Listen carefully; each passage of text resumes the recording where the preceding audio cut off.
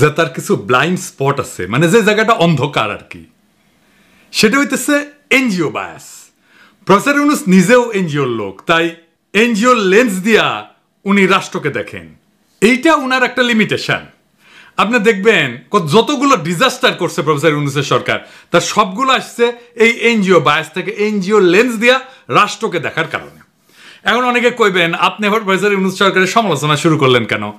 আমি কয়েকটা এপিসোড আগে বলেছিলাম যে প্রফেসর ইউনূস বুঝে হোক না বুঝে হোক, যদি ইন্ডিয়ান লাইন অনুসরণ করেন তাহলে ওনারে তো আমি ধরবো। শুধু আমি না, সারা দেশের মানুষ ধরবে। প্রফেসর ইউনূসের ক্ষমতার উৎস সাধারণ মানুষ। সাধারণ মানুষই উনাকে অকুণ্ঠ সমর্থন দিয়ে ক্ষমতায় রাখছে, কিন্তু এই সমর্থন তো আনকন্ডিশনাল না, শর্ত ছাড়া না। পাবলিকে দিচ্ছে সমর্থন, আর সেই সমর্থনের বলে বলিয়ান হইয়া হারকুলিস হইয়া উনার পররাষ্ট্র মন্ত্রণালয় পাকিস্তানের কাছে 1971-এর গণহত্যার জন্য ক্ষমা চাওয়ার দাবি তোলে। আর সেই নিউজটা যখন মানব জমিনে ছাপা হয়, সেইখানে প্রফেসর ইউনূস আপনার ছবি থাকে। আর বেকুবগুলা জানেই না পাকিস্তান তিনবার আনুষ্ঠানিকভাবে রাষ্ট্রীয়ভাবে বাংলাদেশের কাছে ক্ষমা চাইছে 1971-এর জন্য। একবার পররাষ্ট্র মন্ত্রণালয়ের লেভেলে, আরেকবার প্রাইম মিনিস্টার লেভেলে, আর একবার রাষ্ট্রপতির লেভেলে। মানে আর কয়বার ক্ষমা চাইতে হবে? আর একবার ক্ষমা চাইলে আপনার বা দেশের কি লাভ হবে? হাসিনার বুড়ি বয়সে অর্গাজম হবে, এছাড়াও তো আর কোনো অবজেক্টিভ নাই এটা বলার। যাই হোক, এবারে আসি আজকের ইস্যুতে। আজকের ইস্যুটাও খুব গুরুত্বপূর্ণ। নারী বিষয়ক সংস্কার কমিশন তার রিপোর্ট জমা দিছে। তো প্রফেসর ইউনূস সেই রিপোর্টের কিছু অংশ ওনার ফেসবুকে শেয়ার দিচ্ছেন। এটা নিয়ে শুরু হয়েছে নানা সমালোচনা। প্রথমে বলি, এই কমিশন গঠন করা হয়েছিল 18ই নভেম্বর। জাতীয় ঐক্যমত কমিশনের আলাপ শুরু হয়ে গেছে এর মধ্যে, তারপরে এই প্রস্তাব জমা পড়ল। 18ই ফেব্রুয়ারিতে এই রিপোর্ট জমা দেওয়া উচিত ছিল হিসাব অনুযায়ী। তারপরে 2 মাস বেশি লাগাইছেন ওনারা। এই নারী বিষয়ক কমিশনের বিষয়ে প্রফেসর ইউনূসের মনে হয় খুব উচ্ছ্বসিত। ওই যে কইছি না ওনার এনজিও বায়াস আছে, সেই থেকে উনি বলছেন যে কয়টা করে ফেলা যায় তা দ্রুত করে ফেলতে হবে, আর পাঠ্য বইয়ের মতো ছাপায় বিলি করতে হবে। কোনো কমিশন নিয়ে প্রফেসর ইউনূসকে এত উচ্ছ্বাস প্রকাশ করতে দেখেছেন? দেখেন নাই। আপনি তো স্যার পড়েন নাই রিপোর্ট, না পড়ে বিলি করার কথা কইলেন। এটা ছাপায় বিলি করতে গেলে আপনার সরকারের লোকেরা মার খেয়ে ভুট্টো হয়ে যাবে, আগে সাবধান করে দিলাম। একটু সামাল কইরা স্যার। উনারা কামের চাইতে আকামে বেশি পটু।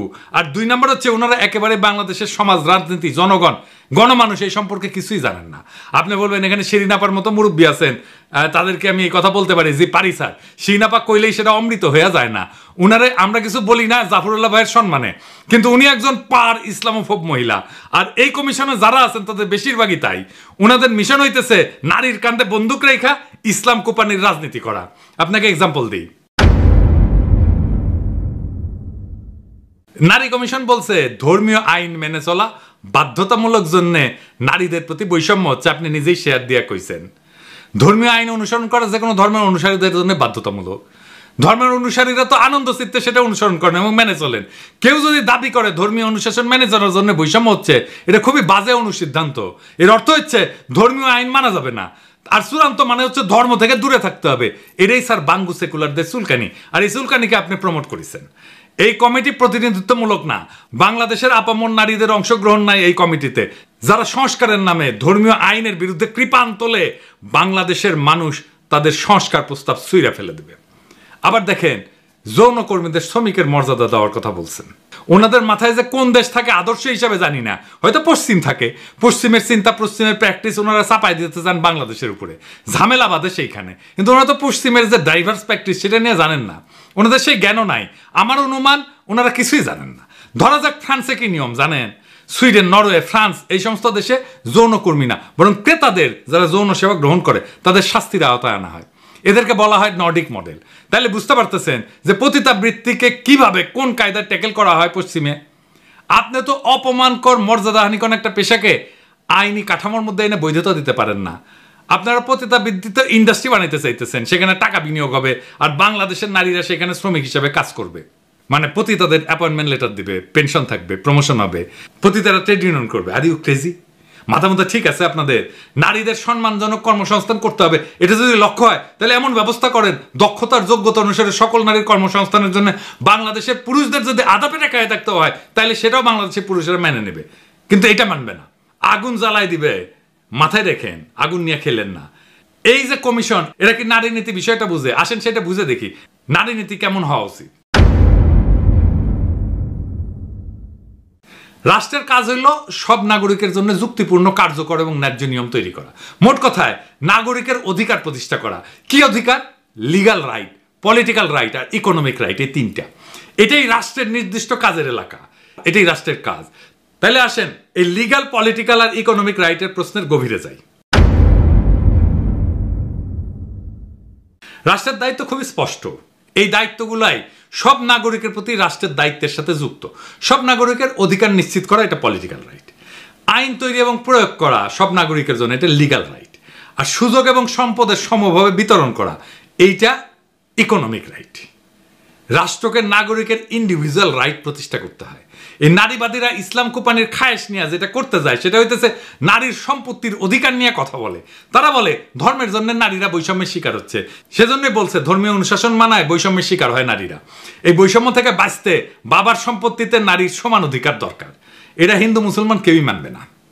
আচ্ছা বলেন তো, সম্পত্তি তো আমার, সেটা আমি কিভাবে বন্টন করব আমার উত্তরাধিকারের কাছে, সেটা একান্তই আমার ইচ্ছা। এটাকে আইনের ভাষায় বলে উইল।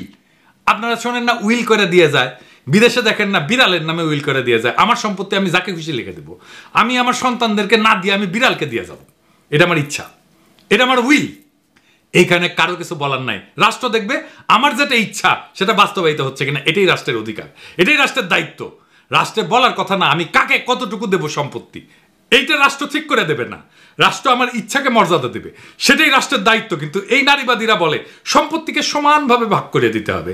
আমি যদি আমার মেয়েকে বেশি দিতে চাই, পারবো না? অবশ্যই পারবো। এটাই আমার উইল। আমার ব্যক্তিগত সম্পত্তি আমি কিভাবে আমার উত্তরাধিকারের কাছে দেব, সেটা একান্তই আমার নিজের সিদ্ধান্ত। দুনিয়ার কোনো রাষ্ট্র এটা হাত দেয় না। ইউরোপে কেউ মানবে যদি রাষ্ট্র বলে তুমি তোমার উত্তরাধিকারের মধ্যে এইভাবে বন্টন করে দাও সম্পত্তি? মানবে না। কিন্তু বাংলাদেশের নারীবাদীরা এটা করতে চায়, কারণ এই অসিলায় তারা ইসলাম কোপাইতে পারে। এটা ইসলাম কোপানির ইন্ডিয়ান তরিকা। তো এখন কইতে পারেন দাদা কিছু এলে ইন্ডিয়া ঢুকায় দেয়। জি না ভাই, বুঝাই দিই। আপনারা ভারতে মুসলমানদের ওয়াকফ সম্পত্তি মোদি গ্রাস করতে চায়, শুনেছেন না? কিভাবে গ্রাস করতে চায় জানেন? ইউনিভার্সাল সিভিল কোডের নামে। এটা কি?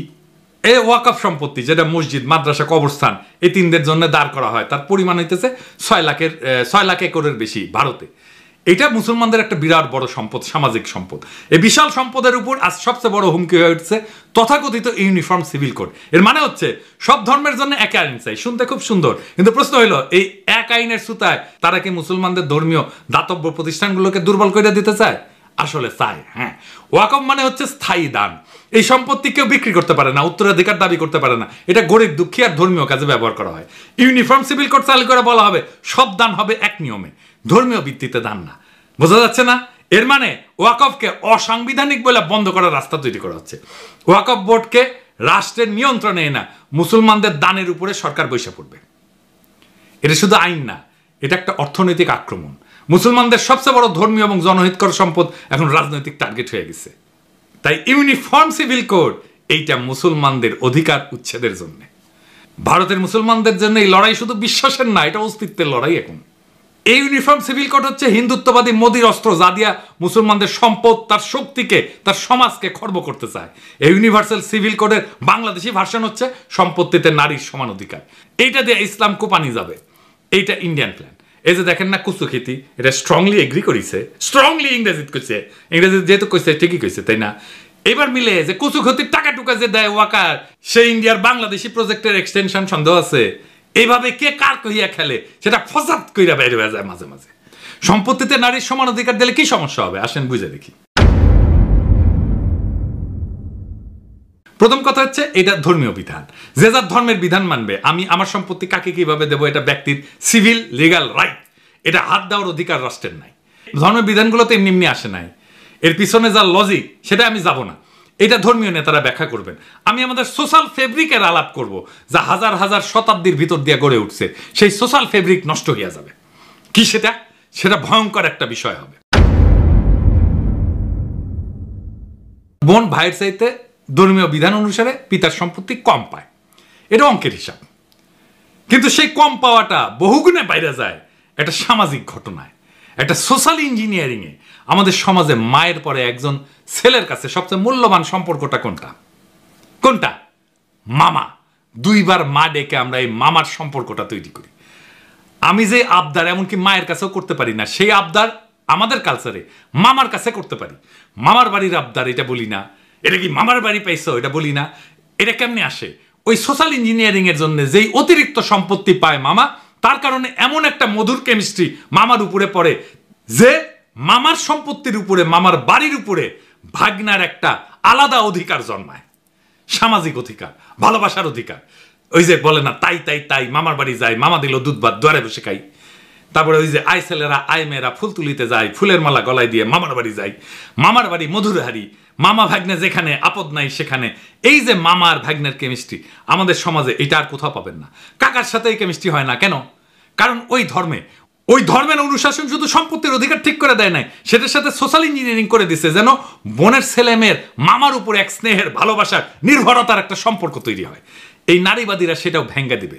আপনি দেখছেন এরা এতটাই নির্বোধ যারা 1000 বছর ধরে গড়ে ওঠা একটা সমাজকে মুহূর্তের মধ্যে কলমের খোসায় ধ্বংস করে দিতে চায়।